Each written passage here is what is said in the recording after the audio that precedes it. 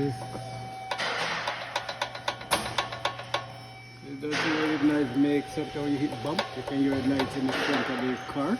Sometimes the pads is really loose. You see, you hear it. You can hear the night from the pads. If you have half, that's what happens when you have aftermarket pads. It's too loose. It's too loose, so it doesn't fit as tight as the under pads.